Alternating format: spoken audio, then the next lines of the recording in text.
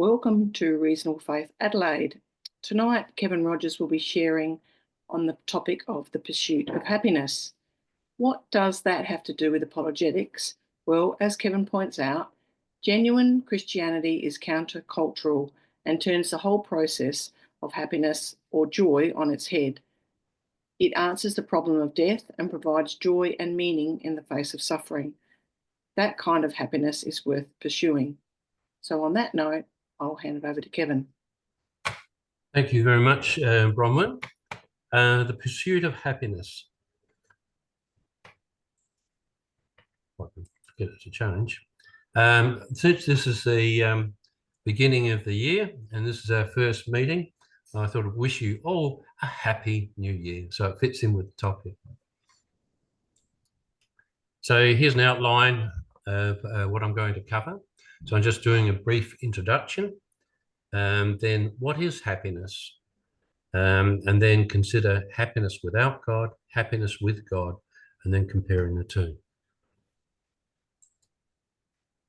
The pursuit of happiness actually is a quote from the United States Declaration of Independence. This was written mainly by Thomas Jefferson and was adopted on July the 4th, 1776.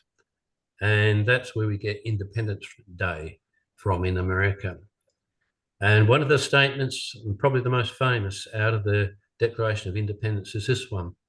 We hold these truths to be self-evident, that all men are created equal, that they are endowed by their Creator with certain unalienable rights, that among these are life, liberty, and the pursuit of happiness. So the War of Independence was from 1775 to 1781. So this was published just after the start of the war, and it defined what the 13 American states were fighting for. And I believe it is a very noble aim. But it's interesting, it's probably a bit of propaganda to spur the troops is to actually participate in that War of Independence. So here is one definition of happiness. Really, it's quite a silly one, but there's a lot of truth in it. Happiness is when happenings happen happily. And so that definition itself is very much dependent on circumstances. And so on the right, I've got a picture of a couple of happy people who are on their ski trip, spending their kids' inheritance, having a wonderful time, and justifying that by saying you don't have to transfer wealth to help the next generation. Good on them. So what makes you happy? Most people aim to maximize happiness in this life, which could include things like having good health, to be free from pain, to watch sport or participate in it, to live a long life, to have a happy marriage and happy family life, have lots of friends, have interesting and secure employment, have a nice house, be able to attend and go to entertainment events, to be wealthy, and to be able to go on holidays. You can think of a few more. So we hope that things go well.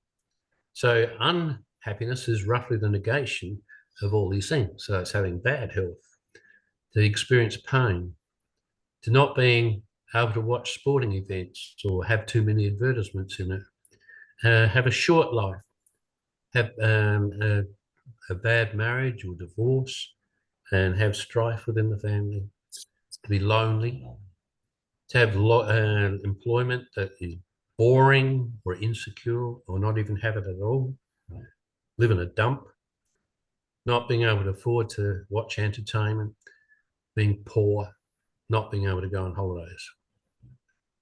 So we're all hoping that things go well so that we are happy.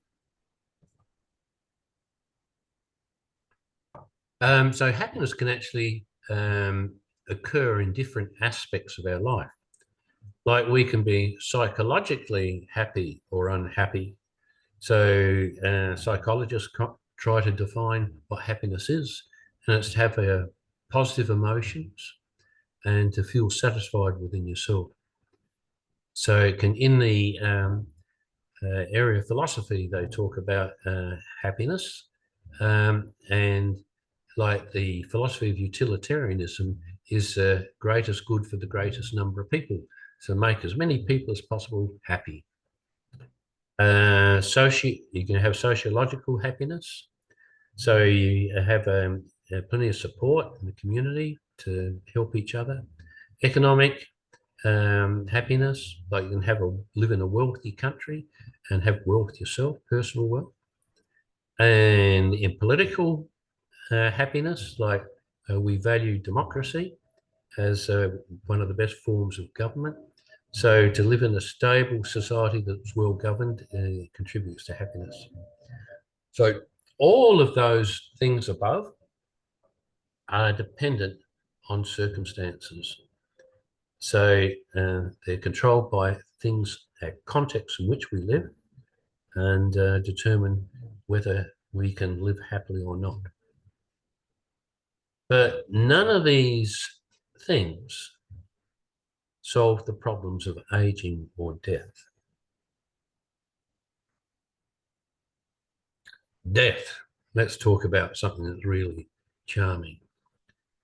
We know we are going to die. Most people know that they're going to die. Even from a very young age, we're aware that eventually we'll die. But when we're young, all that seems to be an eternity away. I've got plenty of time. Then there's a great issue. What happens after we die? And there are various views on this, and people disagree. So the first one is kind of what an atheist would believe, or a materialist believes, that the human body is just material. There's no soul or mind. It's just a physical brain. So do we just lose consciousness? Do the lights just go out? Then Hindus believe that we are reincarnated. So when we die, what we come back as will depend on what sort of life we've lived. From a human perspective, you could come back as one of the lower castes or some animal. I was going to say I'll come back as Donald Trump, but this goes to America. So I didn't say that. Then the other one is, are we raised to life and judged by God? So our views that we take on this will depend on how we live now. But one of the themes from the book of Ecclesiastes is the vanity of living under the sun.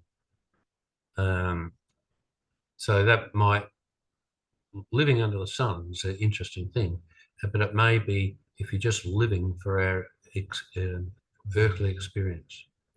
So here's what it says. Remember also your Creator in the days of your youth, before the evil days come and the years draw near, of which you will say, I have no pleasure in them.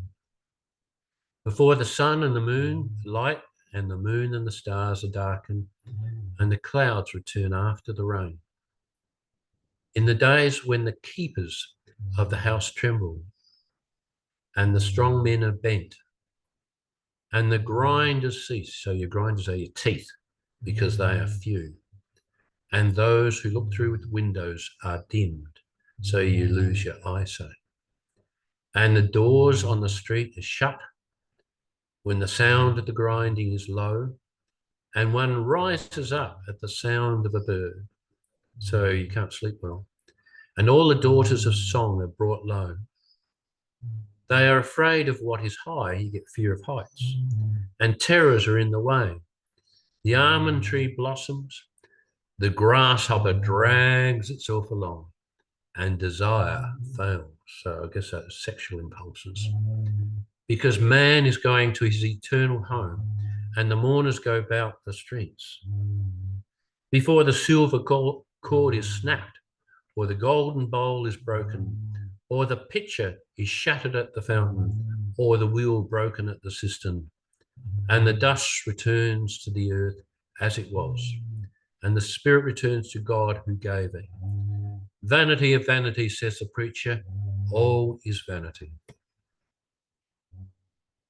So here's the conclusion in the book of Ecclesiastes. The end of the matter, all has been heard.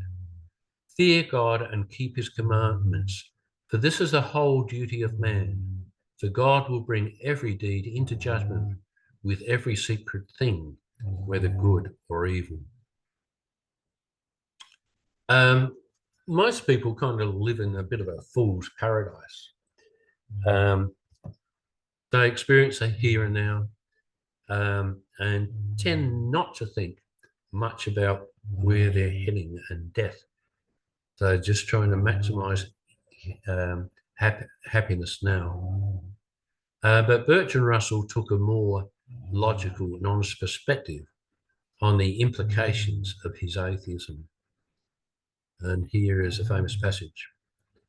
That man is the product of causes which had no prevision of the end they were achieving, that his origin, his growth, his hopes and fears, his loves and his beliefs are but the outcome of accidental collocations of atoms, that no fire, no heroism, no intensity of thought and feeling can preserve an individual life beyond the grave. That all the labours of the ages, all the devotion, all the inspiration, all the noonday brightness of human genius are all destined to extinction in the vast death of the solar system. And the whole temple of man's achievement must inevitably be buried beneath the debris of a universe in ruins. All these things, if not quite beyond dispute, are yet so nearly certain that no philosophy which rejects them can hope to stand. Only within the scaffolding of these truths, only on the firm foundation of unyielding despair, can the soul's habitation henceforth be safely built. So I hope you feel encouraged by that comment. So that's his view of what our destiny is. Unyielding despair. However, his daughter thought differently. She actually rejected her father's position and became a Christian of all things. And she wrote a book called My Father, Bertrand Russell. She said she loved her father and she highly respected him, but she made this statement. Somewhere at the back of my father's mind, at the bottom of his heart, in the depths of his soul, there was an empty space that was once filled by God, and he never found anything else to put in it. So we've kind of had a look about worldly happiness, a life lived apart from God, and then we'll have a look at biblical happiness. Biblical happiness is quite distinct from worldly happiness. It is not a fleeting emotion based on circumstances. So we're not dependent on happenings happening happily. So biblical happiness is often associated with blessedness, contentment, and righteousness in one's relationship with God. There are two words, key words that are often used for being happy or for being for joy. The first one is makarios. It means to be supremely blessed, fortunate, or happy. So Matthew 5, 3-12 are the Beatitudes, and each verse is introduced by the word blessed, such as, blessed are the poor in spirit, for theirs is the kingdom of heaven. You could say, happy are the poor in spirit, for theirs is the kingdom of heaven, but blessed is probably a little more appropriate.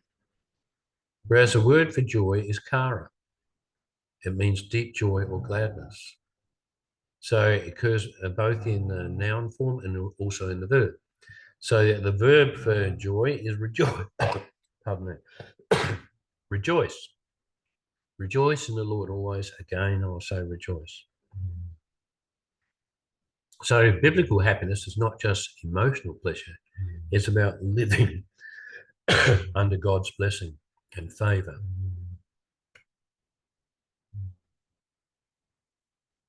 So New Testament actually puts more emphasis on joy rather than happiness. So kara means joy, gladness or delight.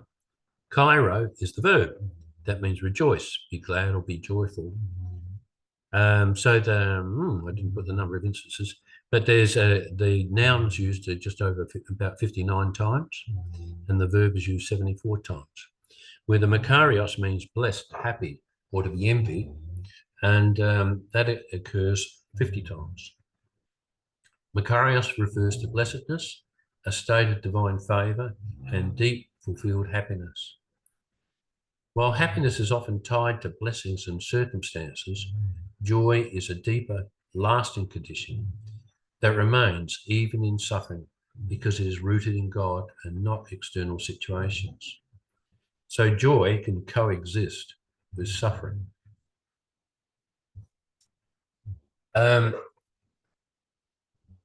The Beatitudes are famous for all the blessed statements, and the Christian value system is upside down compared with worldly happiness. So it says, blessed are the poor in spirit, for theirs is the kingdom of heaven. Not the rich. Blessed are those who mourn, for they shall be comforted. Blessed are the meek, for they shall inherit the earth. And it's interesting, I was watching Q&A once, and there was a famous Australian comedian, whom I can't remember her name, but she said the greatest lie is the meek shall inherit the earth. It didn't fit in with her worldly values. Blessed are those who hunger and thirst for righteousness, for they shall be satisfied. Blessed are the merciful, for they shall receive mercy. Blessed are the pure in heart, for they shall see God. Blessed are the peacemakers, for they shall be called the sons of God. And this one looks upside down, doesn't it? Blessed are those who are persecuted for righteousness' sake, for theirs is the kingdom of heaven. Blessed are you when others revile you and persecute you and utter all kinds of evil against you falsely on my account.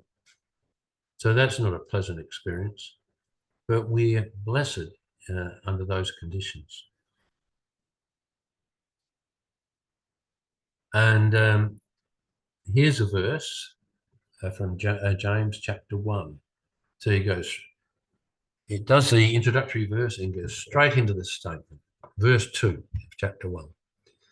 Count it all joy, Karan, my brothers, when you meet trials of various kinds.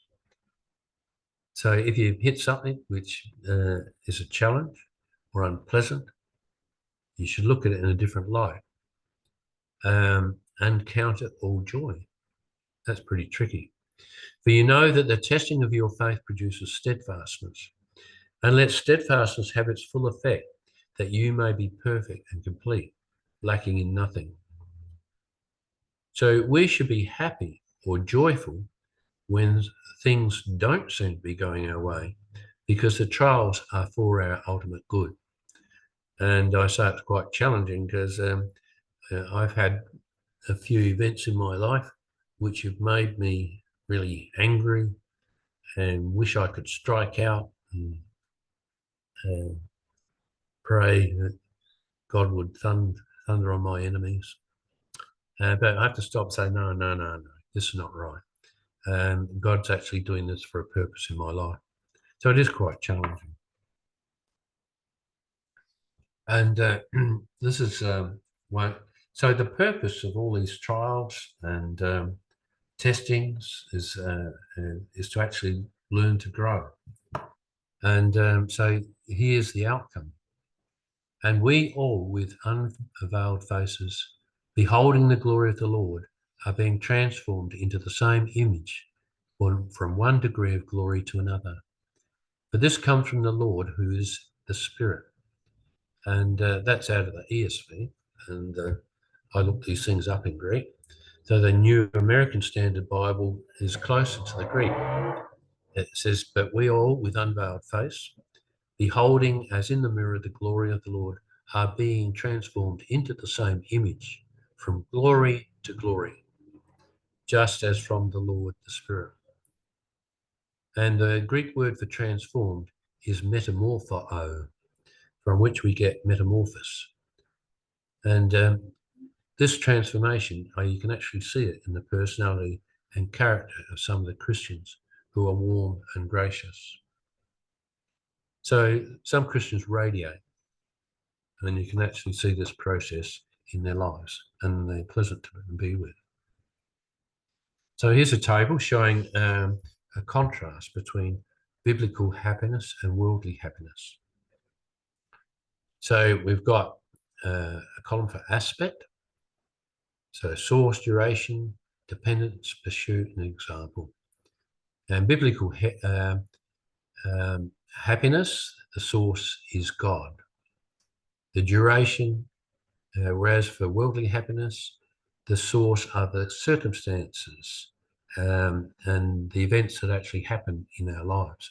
So it's dependent on those. For biblical happiness, the duration is eternal, lasting, whereas worldly happiness is temporary and changing. So what does it depend on? The biblical happiness depends on our relationship with God, and whereas worldly happiness is dependent on external factors. And what are you pursuing? Um, for biblical happiness, you're pursuing God's will. For worldly happiness, you're seeking your own personal desires. So an example of biblical happiness is when Paul and Silas were in prison in Philippi, they had great joy when singing psalms and hymns. Whereas example of worldly happiness is enjoyment of wealth or entertainment. So worldly happiness is fragile, but biblical happiness is secure in God. So what happens when we die? What can we take with us? So there's a very famous saying, you can't take your money with you, which is very true. So you must spend your money on holidays. To which I quit back, yeah, but you can't take your holidays neither. So what can you take with you? So a contrast from the Christian response is, blessed are those who die in their Lord, for their deeds shall follow them. So from a Christian perspective, you can take something with you. So what we do in the here and now has eternal significance. And here, this comes out of my own life, my own experience. So I call it the tale of two mothers. So I contrast my own mother with my mother-in-law. So my own mother, she struggled financially, and she used to do a lot of sewing to make ends meet. She didn't get much money from her husband. So I do respect her for supporting my sister and me in providing for our basic needs. So she made sure that we were fed and clothed. But I do feel sorry for her. She was actually brought up in a Christian background, but it was quite legalistic. And when she was around about 15, the minister rang her up and asked when she was getting baptized. And she said she hadn't planned to get baptized. At which point the minister said to her, well, you're a very naughty girl. So anyway, that's her version of events. And I expect she's telling the truth. So she rejected her Christian background. And but having rejected it, she still sent my sister and I along to Sunday school, back to Sunday school, so that we could be exposed to the religion that she had rejected. But later on, things didn't go well. She didn't really have a happy life all the way through. And what she feared most came upon her. So what she really wanted as she got older was not to be a burden on others. And but that's what happened. She got Parkinson's disease and dementia. She spent the last 7 years of her life curled up in a fetal position in a nursing home. So what she feared came upon her. And she was angry and bitter, and it was very depressing to visit her. And that's how she died, an angry and bitter woman. By contrast, my mother-in-law, I'm married into a good family. She was very pleasant and happy. And she said, basically, she said she doesn't need all this apologetic stuff because she had known God through experience. And those experiences were sometimes very painful, but during those painful experiences, she experienced God. And she helped people all her life, right until a few months before she died. And as she was lying in hospital, she was talking about all the past event, and she did so without shame or regret. And she was cheerful and calm, had good humour, even unto death. And she was a pleasure to be with. So, which would you want? How would you like to end? Like my own mother or my mother-in-law? So here's the conclusion. Whoever would save his life will lose it. But whoever loses his life for my sake and the gospel's will save it. For what does it profit a man to gain the whole world and to forfeit his own soul? And so you can get your values right. So worldly happiness doesn't pay. And Jesus gave this promise to Martha. He said, I'm the resurrection and the life. Whoever believes in me, though he die, yet shall he live. And everyone who lives and believes in me shall never die. So which happiness do you want to choose?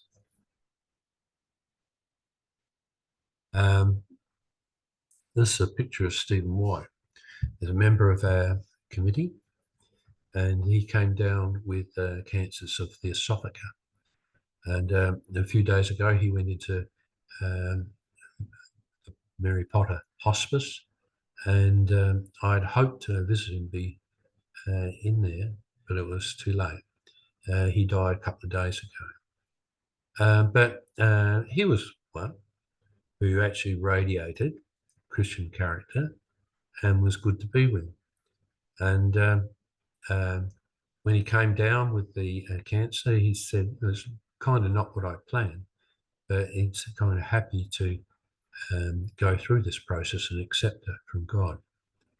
So, well done, good and faithful servant. Enter into the joy of your master. So, he's an example of someone who chose to find his happiness and his joy in God. So that's it. So it's over to you, Bronwyn. Okay, thank you very much, Kevin. There's a lot to consider in that talk.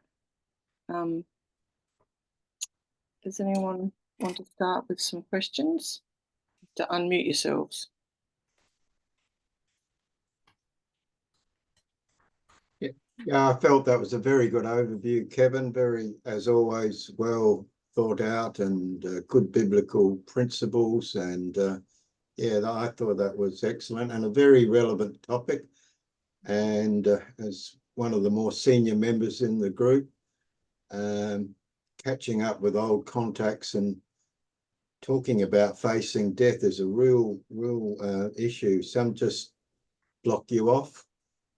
Others might ask a few questions, but I can never quite work out why when you hit the age of 80 plus, you don't at least ask the question, tell me more. Some people, there's something there that holds them back sometimes.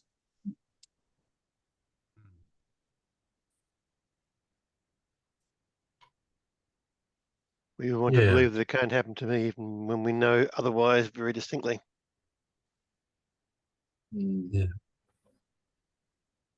Yeah, I know when you mentioned about or being changed from glory to glory, that's one of my favourite scriptures really that I get reminded of often. But my grandmother, who was a Christian or a nominal Christian, but quite faithful, as this is my father's mother, she was very difficult to live with and be the granddaughter of or the daughter-in-law of. Very sort of difficult woman, challenging. But as she got older, what fascinated me as she neared death, she really was transformed by the Holy Spirit. There's no other way to put it, because she went from being very bitter and angry to quite the opposite. You could actually see the more time she spent with the Lord, it actually changed her character. It was something that I personally witnessed, that when someone was, she lost all her family and including my father. She spent 30 years as a widow. And as she drew closer to the Lord, her character changed. Yeah. So you can't, even as Christians, the funny thing about Christianity is, unfortunately, God just doesn't take us over like we would like him to. Sometimes you think, I wish God would just take over me completely without any effort. But he doesn't do that. We have to opt in. And our old man often battles against that, and which was what happened to her. But yeah, so it's something I can witness. I testified to seeing her change. So it does happen. But you have to be willing. Yeah.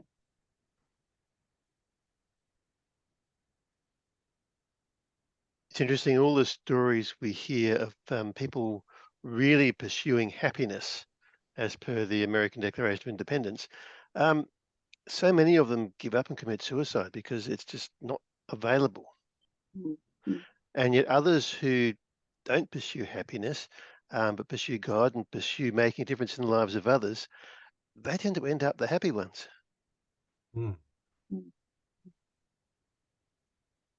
Yeah, that was the case with my mother-in-law.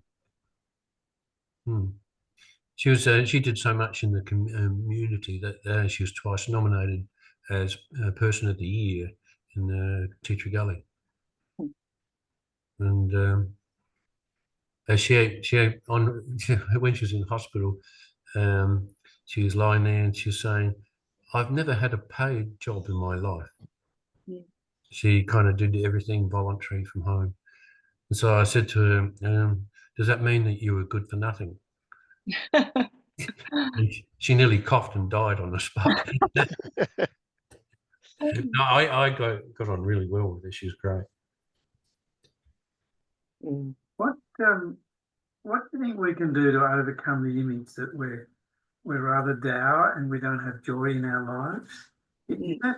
Is that something that's just the way we're made, or is it some block in the way we express our Christian faith? Or is it even real? Is it just a caricature that's put on us by people who don't like our answer and prefer their own pursuit of happiness?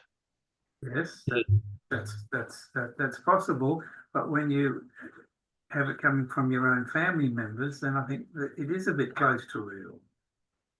Yeah. Well, we can't control how other Christians act, but we can control how we act ourselves. And but you're saying even within your own family, you can create a perception that you believe is not justified. Yeah. So I find myself falling back on Paul's words when he said that he learned, no matter what circumstances he's in, to be content. Yeah. And when you look at the circumstances of his life, for him to be content through some of those trials, that's an amazing example to us. Mm. Yeah, it is.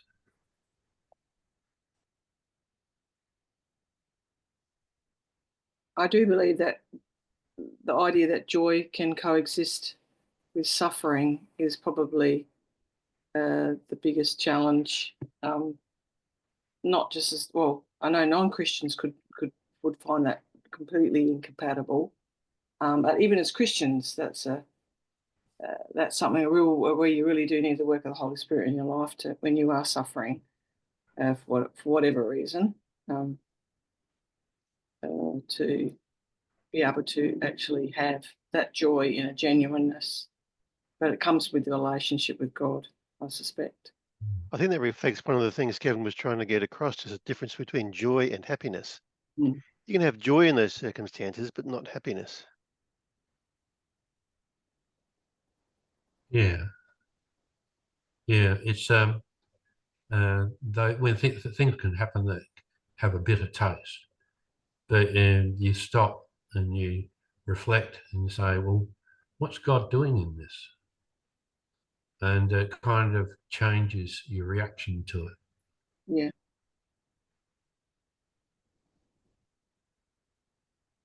Yes.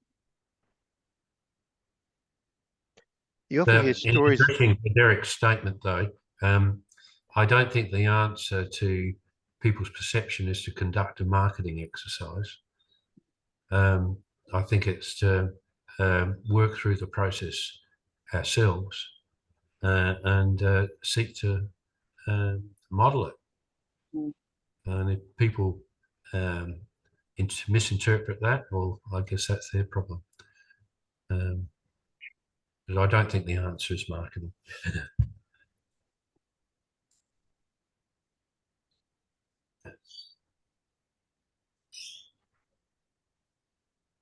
Kevin, could you comment a little bit on the question of, how they say there's different personality types? There's been all different ways of categorizing humans' personality types. And some go through extreme ups and downs, others it's more level and full effect. Is what you're saying is the scriptures really apply no matter what your personality is? The truths are there. It's just that how you respond might vary a bit in a public way with personality. Like some people are very extrovert, they're the life of the party. Wherever they go, people laugh, they're engaging. They seem to be enjoying it more because they are extrovert. And then some say introverts have more inward joy. Therefore, it's not always publicly displayed. You got any comment on this issue of personality and expressing joy? I've been reading in this area just recently because it was part of my weight loss program. They have motivational books that you're supposed to read, and like there's like in the Greek model, you have these phlegmatic, sanguine, choleric, melancholic, alcoholic. And a book I was reading was recategorize these into red, yellow, green, and blue. And so red was the hard-hitting go-getter who tramples on everybody, and the yellow was the effervescent life of the party sort of person. The green was the majority, vast majority who, was it phlegmatic? So easygoing, cooperative. It's not easy being green. That's right. Yeah, and the blue were the melancholic, the analytic type of people, and who are fusspots. But I like a line from Pride and Prejudice when Darcy says, "Every disposition has a tendency to some form of evil." And because these are different dispositions which people have chosen, like the choleric, etc., and they all have their strengths and their weaknesses. But the Bible doesn't really kind of go down that path very much, and so it doesn't kind of provide us with an excuse for our misbehaviour. It seems to cast the same standards across the board. But there probably is still some truth in classifications and slicing the cake in that way. Though I wonder whether the point at which you slice the cake is subjective. Jesus did mention Martha and Mary, and a point. Martha was the one that was doing all the organising and a bit huffety, and while Mary was in the moment. How would you classify them in according to those? I'd say probably Mary was the choleric, and Martha was the choleric personality, and Mary is the sanguine or melancholic. Phlegmatic, perhaps. I mean, it can be a combination of two, but I always thought Martha got the short straw then. I thought the Lord was hard on her. Probably because anyway, I see a bit of both. I see a bit of both in myself, and I always think, a bit of balance is good in your. We probably do have a tendency to one way or the other, but a lot of it is actually to do with modelling, but in your upbringing. If you're brought up by workaholic parents, you'll be a workaholic yourself. You just got to look at Italians families to see that happen. That doesn't really mention personalities per se, but there's probably strengths and weaknesses in all of them, isn't there? How would you classify Paul? That's a bit of a hard one. He was a bit of a choleric, probably. Choleric. That's the impression you get. Yeah. I can't remember them all. There's sanguine, choleric, phlegmatic, and what's the other one? Melancholy. Is it melancholy one? Yeah. Sanguine, melancholy. No, it wouldn't mean sanguine. Melancholy. He was analytical, wasn't he? Yeah. He was analytical. Yeah. Choleric. Yeah. Cholerics can be very hard, harsh type of people, straight down the line type of stuff. Sanguines are very unpredictable. Yeah. Right.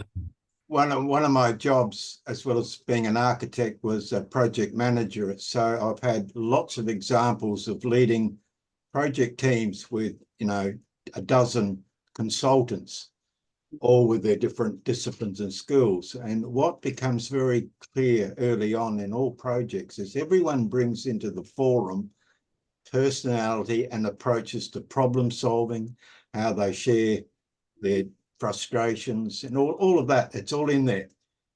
And the challenge is to keep everyone sailing in the same direction to an outcome. So there is a time for all of those traits, if you want to call it, to come to bear when you're problem solving. And I put it to you also that in churches, you need a cross-section of personalities to do the work of the church. If you become all the one kind, it becomes dangerous.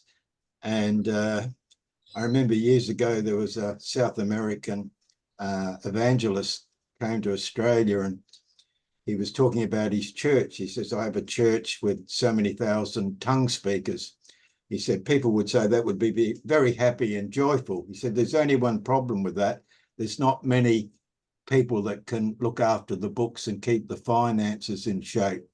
And what he is, I want some good administrators, hard-nosed, who can keep the ship sailing in the right direction. So I think he was acknowledging Paul teaches all the gifts are important, all personalities are important, and each has a contribution to the bigger whole of what the body's about.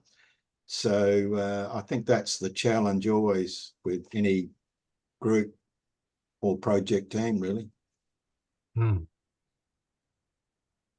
Not exactly put that way, but that is kind of the message of the Bible. Even right back at the beginning, God made man as male and female, quite different to work together. Then in the New Testament, there's a number of things talking about relating the church to a body with all its different parts and different responsibilities. Mm. Yeah. Yes. So are you saying, Kevin, a healthy church, happy church with all different personalities expressing their happiness and joy in their singing, in their prayers, in their offering to wash the dishes, sweep the floor? Is that what you're saying to us? No, I wasn't saying anything in that area at all, but um, your suggestion is good as mine. Yeah. Well, has anyone else got anything else to add? I think Kevin put it too well. Yeah, he did. It was a very good talk. Well done, Tim. Nailed it. Josh, you got anything to add? We'll No. give you lots of joy and happiness in your family. We're on a daily basis. Mm. Yeah, I was trying to think whether there was anything I could add really, but no, it was good talk. Nothing really from mine, I suppose. Yeah. So you have a happy family life? Oh, more or less. More or I less. yeah, I mean, Nothing like being around children to remind you what to be able to appreciate the little things in life. yeah, well, that's right. Yeah, Yeah. Mm. So, and it's a mindset thing, in my opinion. You can choose to be, to some extent, you can choose to be content. Mm. Yeah. With your circumstances, and yeah, I think it's a choice and a mindset. Mm. Well, Okay. just check the chat and there's nothing in there. No. True. Mm. Okay. All right. Well, shall we finish up the recording there, Yep, Kevin? we can terminate the recording. Thank you to everyone for participating.